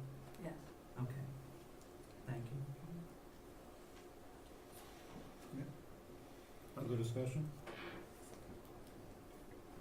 Well, for me, like I said, the intersection at Columbia and Broad is a dangerous intersection. It will be more dangerous. And we have to work with what we have. I don't see the taxpayers having to foot the bill for a right turn lane when all of a sudden we realize we need a right turn lane there. I think the developer should have to pay for the turn lane. I think we need a right turn lane. I insist on it. Bare minimum. I'm very, very concerned about the intersection at Broad and Columbia. It's very dangerous. I don't know how often you guys have to travel it, but I travel it all the time. I turn left, I turn right, I try to go straight. Other people coming across. It's crazy. It's crazy. Especially now, it's even worse with the light down at the AUP, that new street, what's the name of it? Parkway. Parkway. Once, before that, we had decent traffic flow and you could manage. But now, you can tell, okay, light changed and it's a pile of cars coming all at one time. And you can tell, okay, traffic light turned and, you have a couple of seconds to get through and get out before another flow comes. So it's just awful. And I just can't see it being any better. It's not going to get better. So I just don't see adding, I don't know what the solution is, but I know that, that the, bare minimum I'm requesting is a right turn lane in, bare minimum. But that doesn't help the intersection, so. It's just location. Something you had alluded to earlier, and I'll ask maybe Alan can address this, extending 35 mile per hour speed limit past Columbia. I mean, right out, it starts over here, right out front here. What's involved? I mean, it has to be warranted. Somebody would have to do a traffic study and journalize that through ODOT to see if it is appropriate. No current plans to do that. Not currently, no. Okay. Thank you. Any other discussion? So I speak? Yes, sir. What I'm hearing from my neighbors, and it's kind of what I feel too. What kind of neighborhood, what kind of community do we want? That's my biggest concern with this. The density that we're looking at doesn't, in my opinion, move Pataskala in a direction that I'd want to stay a part of. It's not. I'd like to see our community grow. I want to see it grow in a way that our tax base grows, that we can have more infrastructure, that we can have better schools, better parks, better services. I'd like to see, more retail and business in our community that we could access that we don't have today. I think having houses built right on top of each other that are of lower value than mine is not the way to go to get that. I think it's gonna create more of an infrastructure burden here. I think our schools are gonna be taxed even worse. I don't mean taxed as in money taxed, I mean their resources will be taxed. I just don't see this development moving our community in a direction that I would wanna see as a taxpayer and as a voter. It's just not what I wanna see in this community. I would love to see us have a growth that's focused more on making this an environment that is more like some of the neighborhoods and the communities that are west of us, between us and Columbus. I mean, we can do that. The population is moving our way. Can we capitalize on that? Can we build a community that's more attractive for businesses saying, hey, I want to locate in Pataskala? Because the people there are gonna buy and shop there. They're gonna eat at restaurants there. They're gonna build businesses there. That's not gonna happen if we keep building small, little bitty houses and little bitty lots, or even these houses that they say are not so little. I would disagree with them on that, but we can disagree. I just don't see this being something that's gonna move our city forward. And that to me is the biggest problem I see with this plan. Thanks. Thank you. Okay, again, deliberation. To the gentleman's point, those are a lot of the same concerns I have, and it's part of the reason I got on the commission. And having been starting my second year on the commission, seeing, that's why I brought up what I brought up about the cluster. Seems like every neighborhood that comes in is cluster. Like, okay, I understand people want different things, but at what point are we gonna start getting items for people that don't? And spreading it out a little bit, so that is a concern of mine, and definitely something that I want to and plan to address as much as I can in my capacity going forward. With this particular neighborhood, I mean, with some of the concerns with traffic, it's like a balance. We got traffic and a lot of people in there, and we got houses close together. To get the houses close together, we'll reduce the traffic because there are less cars. They could go up to another 14 lots, which is another 28 cars and traffic and everything else with that. Or we put the houses a little bit closer together in this particular case, which then reduces some of that traffic burden. So it is a balance, and I think that with the new road in this particular settlement, on paper, it looks like it will reduce some of the traffic cutting through the settlement you know, people are gonna wanna take the path of least resistance. And for the most part, if they're used to always coming in and out on Heron, I believe that's the way they'll stay. Obviously, if they wanna go to the park, they're gonna go up on the, most northern road there, but that would happen no matter what neighborhood is in there, so. I think some of the other traffic issues, we're a small city that's starting to get some big city problems, and we're growing through that and working through that from infrastructure, water, roads, but to fix some of that, we need houses and we need taxes, so it is a balancing act, and I think we just need to consider that on all our decisions on this commission, especially going forward with regards to cluster, so, in this particular instance, I think it is a benefit, but it does give that appearance that, you know, the houses are right on top of each other, so I see both sides of it, it's just, you know, what's the best way to do it, and I think that's what we need to decide, so.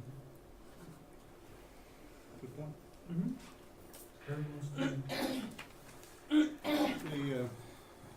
In the staff report, there were several possible conditions that we might wish to include. Is there any discussion of those conditions? I mean, most of them are fairly common about addressing all questions and comments from planning and zoning department, city engineer, utility department, public service department. One thing that's a little, well, two things, the variance on the street tree requirements. Any thoughts about that? I think it's good. And then the other comment, which is different, it's unusual for a preliminary plan application. This essentially is tied to the zoning application, rezoning application for that little piece in the front, which then goes to city council. So, and again, we haven't had that hearing yet, that comes later this evening, but they are essentially tied together if this modification is included with any action on the plan, on this application tonight.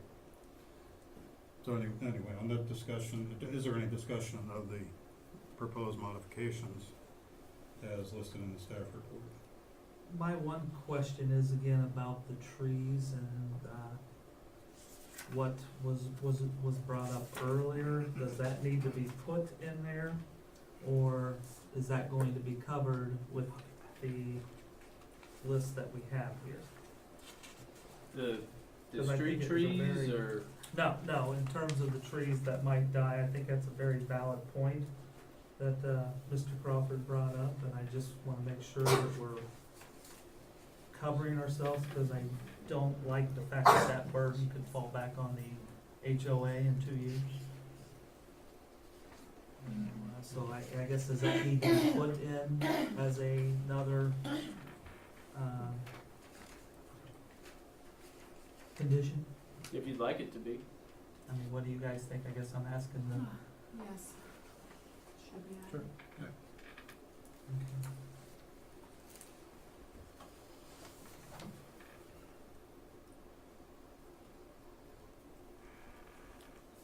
Any other questions or comments about the? I forgot to ask about city sidewalk along Broad. We are requiring it from other businesses. We haven't even discussed that. They don't own, if you could flip to the map for me, they don't own much frontage along, it's pretty much just where the street and right of way Just the are. street portion? So there's Okay. really, there's really nowhere that it would go. Okay, so if a developer, if we had a business come into that small area, they would be required to put the, okay, Yes, ma'am. that's good, okay. And then,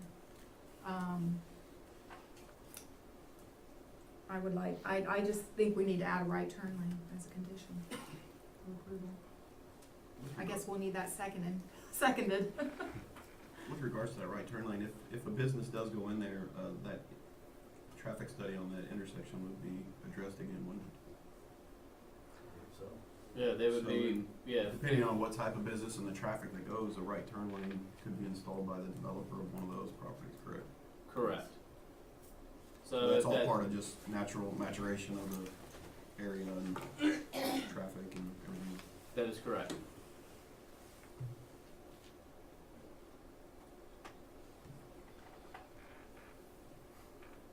Well, Ann has asked, should we put that in as a condition here? What's the thought on that?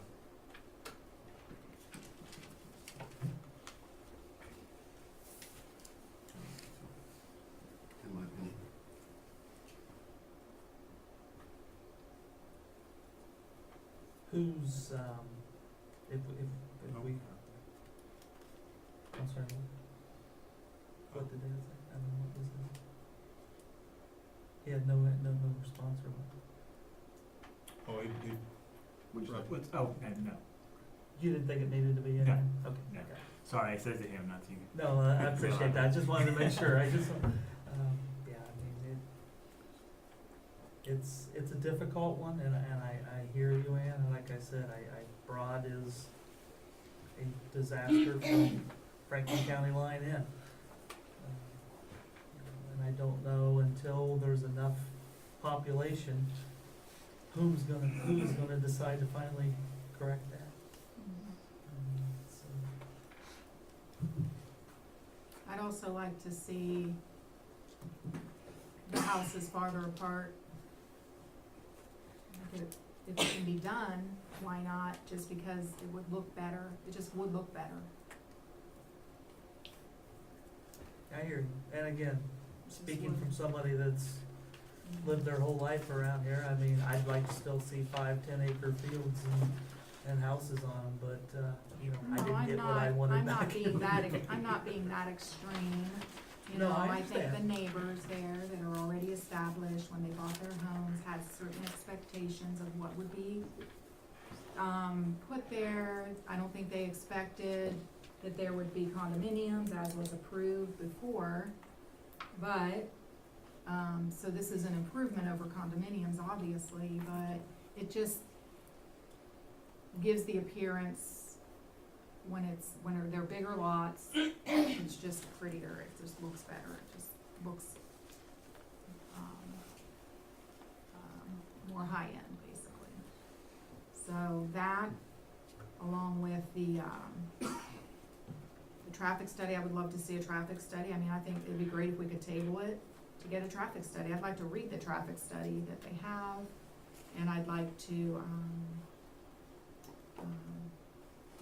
have an impact study done on the intersections, the one at John Reese and the one at Columbia and Broad.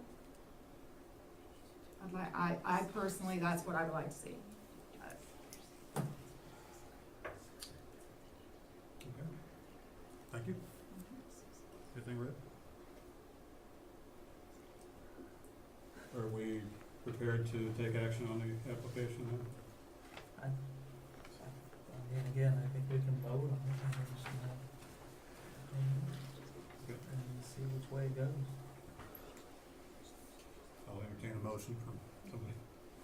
I'll move to approve the preliminary development plan application PP-18-002 pursuant to section 1113.11 of the Pataskla Code with the following 6 conditions, adding a 7th for the verification of tree species to fit the environmental habitat in the wooded section. Okay.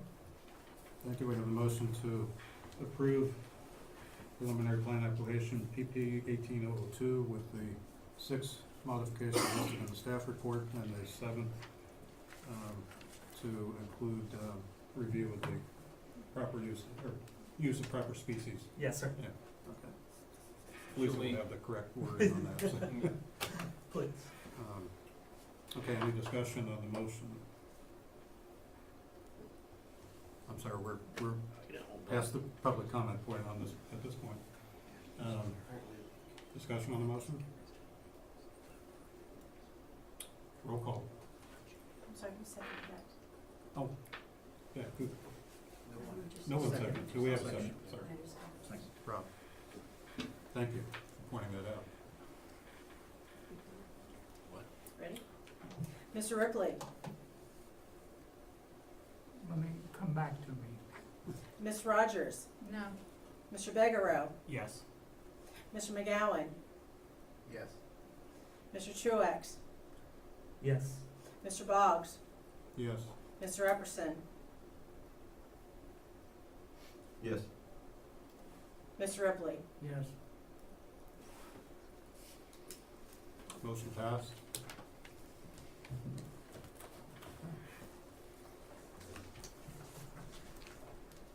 thank you on that application.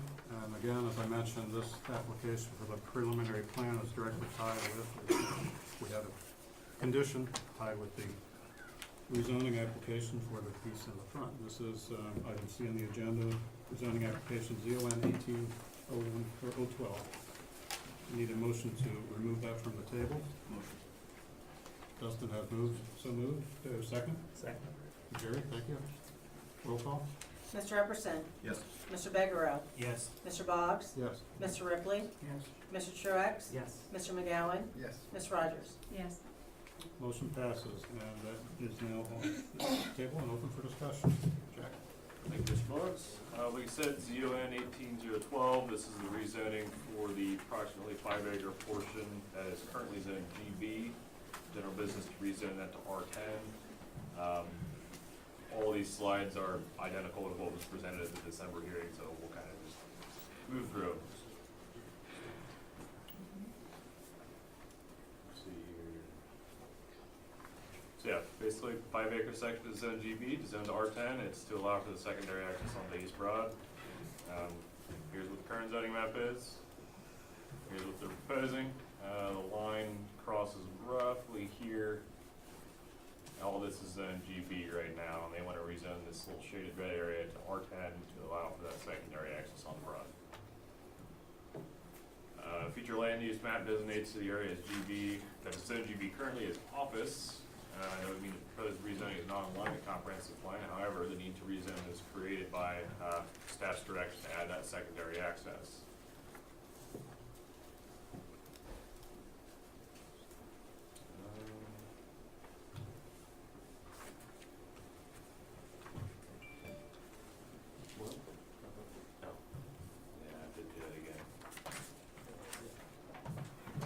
Surrounding characteristics are essentially all the same.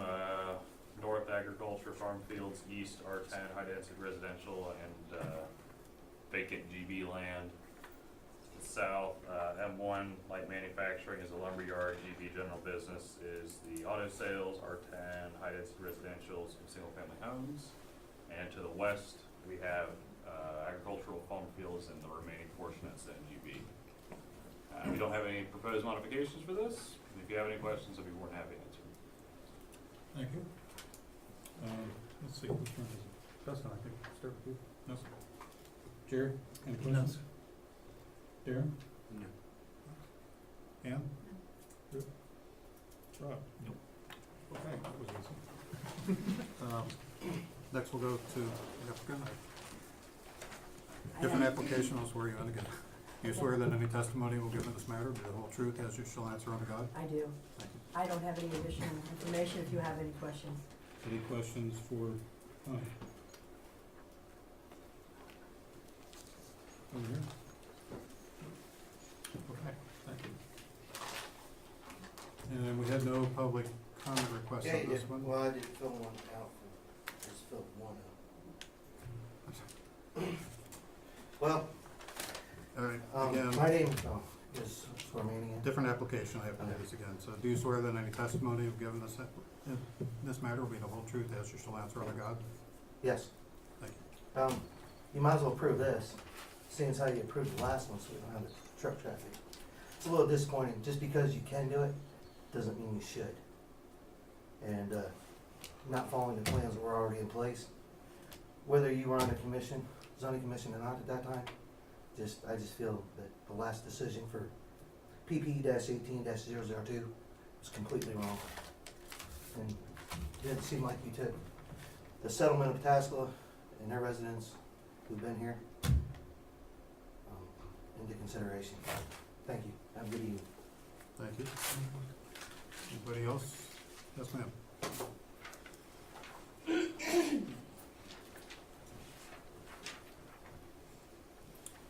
Do you swear that any testimony will give in this matter will be the whole truth as you shall answer unto God? Yes. Thank you. I'm Pamela Parkinson. I own the property at 235, 251, 265, and the 6 acres between Dave Smith, used to be Dave Smith Ford and now Stewart's Auto, and Sally Stokes. I just threw out just this week about developing the 6 acres, which will mean more traffic on Broad Street. I am looking definitely to see that it goes to a 4-lane highway from Pataskala, where the Duke Station on. We need more of that because of the Y. The 6 acres backs into the Y. So there is quite a bit of space there for development, and I am looking at that.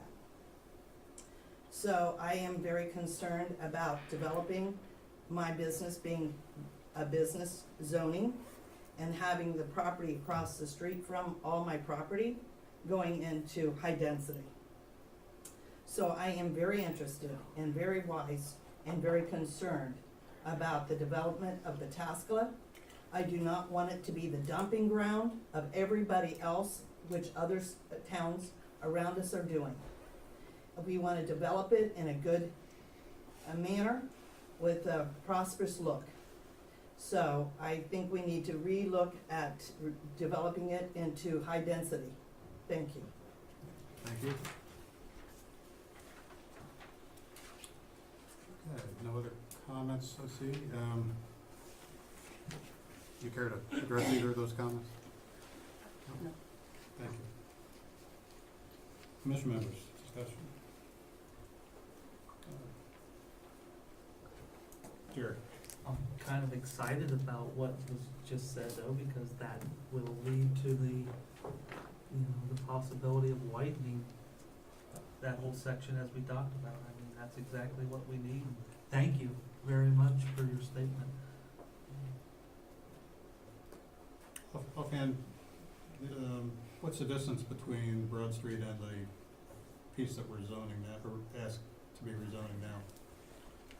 You know offhand what that depth is? We have no plans to have.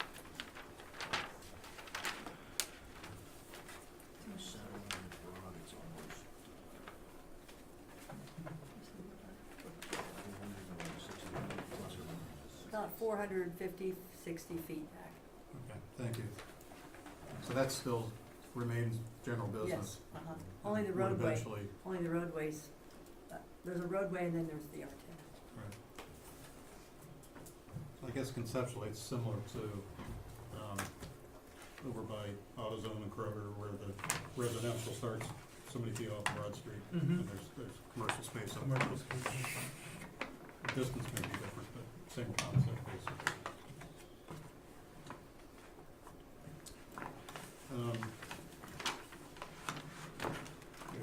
I have no idea. Here? Ann? No. Rip?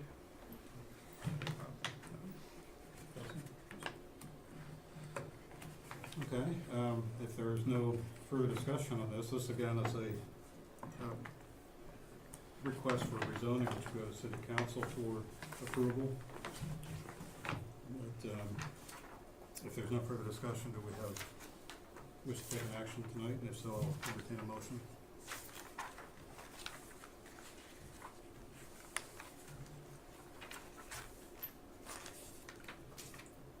This is just for approval of the city council, correct?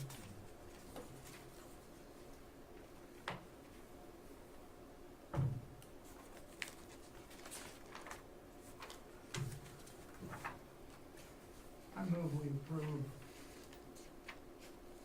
rezoning application CON 18-012. It's a recommendation to the city council. Okay, thank you. Does your motion include the words about, or the verbiage about pursuant to section Oh, sure. 1217, 10, et cetera, et cetera? All right, just formality. I understand. So we have a motion on the floor to recommend rezoning application ZON 18012 pursuant to section 1217.10 of the Pataskala Code. Do we have a second? Second. Thank you, Jerry. Any discussion on that motion to recommend approval of this application? Roll call. Mr. McGowan? Yes. Ms. Rogers? No. Mr. Epperson? Yes. Mr. Ripley? Yes. Mr. Boggs? Yes. Mr. Truax? Yes. Mr. Begarow? Yes. The motion passes. That will go to city council. Will be probably the second meeting in March More than likely. for their public hearing. Thank you very much. Thank you. Okay, we do have additional business to cover, and you're welcome to stay for that.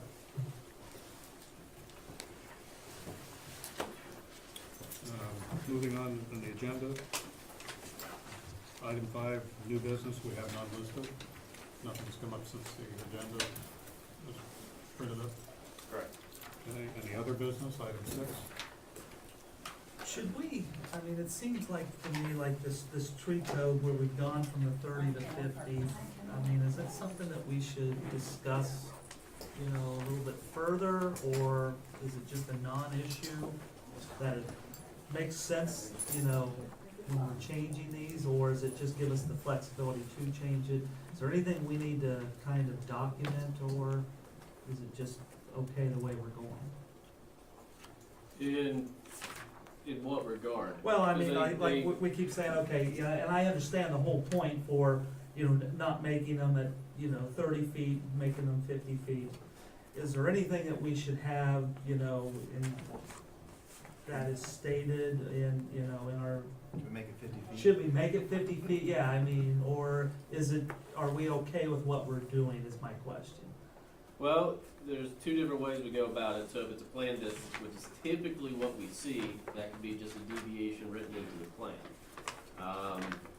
Very rarely anymore do we see any potential subdivisions come in with a straight zoning classification not rezoned to the plan district. So this one will require a variance. If you'd like to make it 50 feet, we can definitely look into that.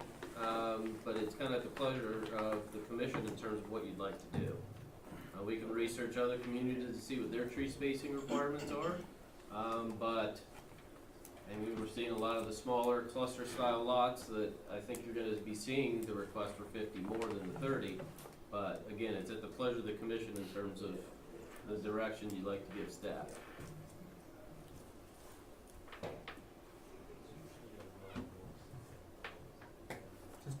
Putting it out there, that's all. Okay. Let's see what have thoughts on it. Looks like we run into this more on the cluster properties, which goes to what I was trying to talk about. I had a thought on that cluster problem. Like, they kind of came in, slid a cluster next to an older existing one. I don't know if there's anything we could do where we say that's not possible. Like, a cluster has to be its own, or, you know, something ahead of time that everybody knew what was there. Yeah, that's why I think like a cluster approval. Well, I don't have a problem with cluster. No, I can I- see right. why they have There's that. cases Yeah, because we their did it homes, right there like, behind the and oaks, and it Yeah. fits beautifully. Right, I think there's places for it, but it just, in my time being here, I've yet to see one neighborhood that has not been clustered. And it's just, is it going to continue to be that way? Yes, it's more profitable and everything else, and to her comment of whether it's, you know, in demand, well, the market will tell us. Yeah. You know, I feel like we have 1,000 properties in the city that are clustered between Broadmoor and proposed off of Refugee, this one, you know, a few other ones. It's like, okay, let's do we want all of our houses on top of each other? I don't think so. I mean, I'm not for it, and that's why I said, seeing this go the way it's going, what leeway do we have to dictate whether or not, or maybe dictate's not the word, but is there a way, a process, legislate, Control. that could, you know, to limit, because right now the way I read the code, I mean, it's 2 pages roughly for, what was that 12,675? 03. You know, it just says it can be applied to these, right?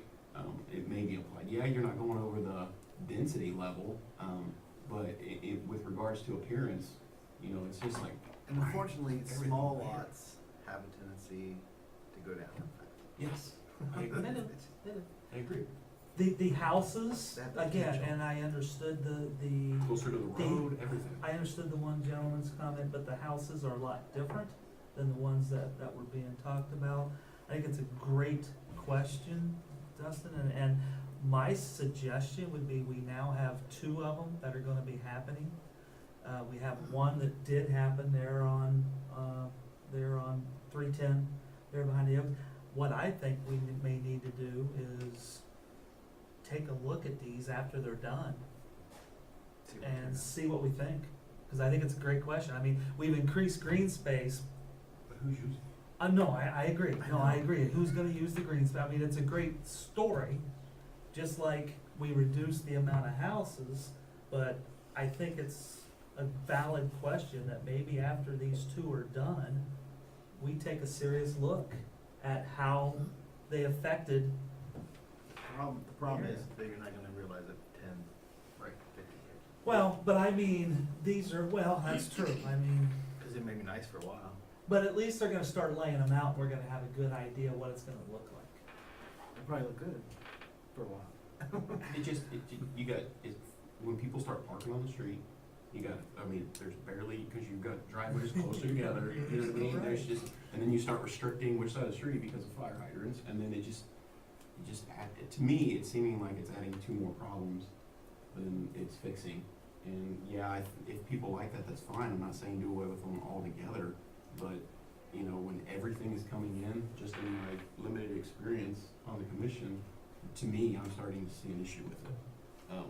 And I just wanted to voice that. In this particular case, I think the reduction of homes and traffic was more important than the question mark that's still there as to whether it's gonna drive down values or be an issue. Whereas the traffic was an issue, and is an issue. So Yeah, well, that's an for me, existing issue. That's an existing and that's what issue. led to It's my not yes that one. on that. But with regards to future developments and coming before us, I personally feel we need to be much less lenient on these cluster style neighborhoods than what we are. One, and I think when we look at the intent of the cluster regulations, if we look at the reserve at Hazelwood, I think we could all probably agree that's the intent of what these were designed for. Mhm. It's a large wooded lot, we can save the trees, it provides a benefit, and then we can cluster the houses to save the trees. So I think we could say that's kind of a benchmark in terms of here's clearly was the intent that we could design something like this. I don't think they were using that for the intent. And looking at it from my perspective, and again, it's not up to me, but it's a farm field that there's some wetlands that are impacting wetlands. So they're not protecting all those. It's a farm field they're gonna do landscaping, and we're not protecting all the wetlands, we're not protecting there's not a water course there, tree stands, or topographical features, which I think is what this is designed for. So while the code says, if you're in these zoning districts, you can apply this to your property, maybe amending the cluster regulation to indicate that there is substantial natural features on your property that would warrant the need for a cluster subdivision. Yeah, I think it needs to benefit the city and the surrounding area to do that. And it says in there, it says may use on some, or some verbiage to that. Doesn't necessarily mean everything in that neighborhood has to be that way. No, And it could be a gradient. If you got a neighborhood where they're spread out, you could start out probably the same distances, and as you move away from that neighborhood, reduce it to cluster, and I think it's a good compromise, or a fair compromise, but, I definitely think that's something that we need to address, so. I've already said that, I'm talking in circles, but. so this would, if we did something with the cluster regulations, that would apply just if they do the straight zoning, which honestly, we don't see too often anymore. Most of the time, it's a planned district, Hunter's Crossing, Broadmoor Commons, some of those so we can definitely look into it, but maybe across the board, look into how does that work? Because they'll have to look at the underlying density. So Hunter's Crossing, it was R87, future land use map recommended R20, so they went based upon the recommendation of the R20 for their calculations, what they met.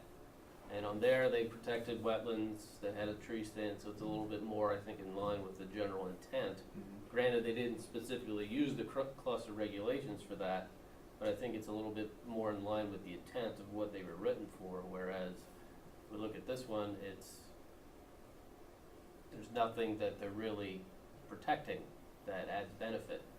You know, they're impacting wetlands, and, you know, it's not like we stayed away from all the wetlands or anything like that. I mean, the benefit reduced to lots, in my opinion, on this particular one, which in this particular location, like I said, I value it as more important than being closer together, but. So it yeah, I looks think we like, need to- like I said. well, it looks like with a lot of the regulations we have with cluster, planned development district, what Alan had mentioned with, you know, impact fees, some of those things that they'll need to address those traffic concerns, because even if they do that impact study, a lot of times the impact studies, when they look at the intersection, say, well, it's already bad. And then in perpetuity, the next subdivision comes in, they do an impact study, well, it's already bad, but it's slowly degrading over time, that it shouldn't be the city on the hook to fix that if they're part of the problem. So that's why we've been discussing how do we go about doing this, that if you develop and get it approved, that's great, but you're gonna work with us to offset your impact to that intersection. So there's a lot of stuff we need to do to tweak the code. Unfortunately, with all the development coming in, there's just not that time that you're just treading water to keep your head above the water, right? Yeah, you just got nothing else you're doing, right? Yeah, so, I mean, we know it, we've identified it, but, you know, how do we get to it? And then by the time you get to it, craft it up, it goes through the process and gets approved, you know, how long is that? A year, 2 years for some of these things? Because we worked on subdivision regulations, I think, for over a year to get those created and through the process to be approved. So it's definitely something I think we can look into, and if we need to tweak the cluster regulations to say, show us why this qualifies, have some sort of, I think we'll probably have to have some metric that is it a percentage of natural features on your property that you're being protected? Is it, you know, does it add benefit? Does it, you know, some criteria that we can apply cluster regulations and perhaps incorporate that into the plan district, that, you know, if the commission has concerns that, you know, you're not meeting the intent, that we can, you know, have them have the burden of proof to say, here's how we meet it. Right, and that's what I was kind of getting at, is like, I mean, if we get another proposed and they want to go the cluster route, can we just say no, come back? Well, you could always say no. You can always say no. Yeah, I mean, I just, for my educational benefit on this one. That's why I wanted to put up for a vote. I mean, we couldn't just shot it right down. One thing I'll add, kind of as a counterpoint, if you will, if we're looking for specific features that were, you know, justification for a cluster being, well, what features are you protecting or what benefits are you providing? Another possibility of a cluster development might be, I don't think we've seen anything in Central Ohio that I'm aware of, but other places, other states have, where you have an agricultural area and you'll shrink houses around, you know, like maybe a cul-de-sac or around the edges, but the open space is maintained as agricultural, functioning agricultural. And maybe, there's one in Virginia or somewhere out there that I've heard about that, the homeowners through an HOA or whatever agreement, they actually have access to the produce that's produced on that agricultural land. And then they also sell, so they benefit from it that way too. Yeah. So it becomes like an agricultural or farming operation. And I think there are those unique situations, it just seems like we're gonna do this cluster so you can have this, you know, 1,000 by 1,000 square foot park. Nobody uses it. That nobody uses, and the Nobody HOA's takes gotta maintain and all this other stuff. When time after time, residents that are here, and I understand there's some want it to stay the same, some are down for change, I get that. And as you can see, we're working through that. But, I mean, again, if it's just a park, like you said, there's some trees. The green space a going green nowhere. space, just to be a green space, right. Just You to know, reduce it's- density. Green space. There's no benefit. And I don't think the benefits outweigh, you know, to put in a cluster. So. I think, Scott, when some developer or whoever comes in and says, I've got a cluster idea, I think it would be fair game for you to say, in several different ways. What is it you're trying to protect with this? So Mhm. that Yeah. he gets the idea, or she or them or whatever, that there's an obligation on their part to show what the advantages of cluster housing are. It's not just because you've got a pretty patch of weeds here and Mhm. whatever. I don't know. And that can definitely be something that when developers come in, we can discuss. I mean, there are other benefits in terms of infrastructure, that there's less roads to maintain and plow, less utility lines to maintain. So there are benefits in that regard. So it does help the city from that perspective. But at the same time, if all we see is cluster after cluster, and if people are tired of it, then I think something needs to be done to say no more. Or something to say, what are you doing? And even with the agricultural aspect of it, they could even lease it to a farmer, and that money is funneled into HOA. So there's options with that. But the other thing to look at is track record. That, if Hunter's Crossing is approved, then the next developer is gonna say, Right. oh, well, that one got through, that worked, I'm doing the same thing. So I think from the other standpoint, it would have to be no. Right. Right. And then it goes down and, whatever direction they go in after that, but if every cluster that comes through that's not protecting anything or really adding any other benefit goes down, then that sends a clear message. And when I talk with people, it's, what do you think? How's this gonna go over? What are they gonna look for? But since we've had there's no clear message as it goes through, because we have a lot of clusters that go through, that it's like, I don't know, because then some of these go to council, and we're getting some going through the process that I don't have an answer. But if it's, what you're doing is gonna get shot down, if I can tell them from the gate, that sends a pretty clear message. I always say, you have the opportunity to move forward, but here's the issues I see right now. So whatever you wanna do, we'll facilitate the process, but. Precisely, and that's to my point. Absolutely. And I kind of alluded to it earlier, but we, years ago, had the same feeling with the PUD. Like every single one came in, R10, oh, we want a PUD, so we can shrink the lots and then put more houses in there. There was open space, but it was not necessarily functional open space. Right, and either way they do it, it seems like we have the 5 feet here, leeway 5 to feet there. Yeah. recommend that they not decrease their lot space and things like that. And every person's gonna come in, or every developer's gonna come in and say, this is attractive to people across Central Ohio, this is attractive, people want this, people want that. Well, that's fine, they have options for that here. What about the people that, don't want that? There's not many options besides what's already existing, so, I definitely think as a commission, and you've heard from many residents of the city that, some of the density and, cluster concept is becoming very unpopular. So I think as a commission, that's something we need to take heart to. Needs to go where it works. Right. Not next to existing, didn't expect it. Yeah, I mean, that one was a tough one there. I mean, because what else is going in there anyway? I mean, but I definitely agree with you, Dustin. I think we gotta be smart with what we're doing. Anything else under old business or other business? All right, moving on. We have 2 sets of minutes to approve. First, the January 2nd, 2019 organizational meeting minutes. Everybody reviewed those. Any additions or corrections? If not, I'll move that those minutes be approved as presented. Second. Thank you, Rick. Any discussion?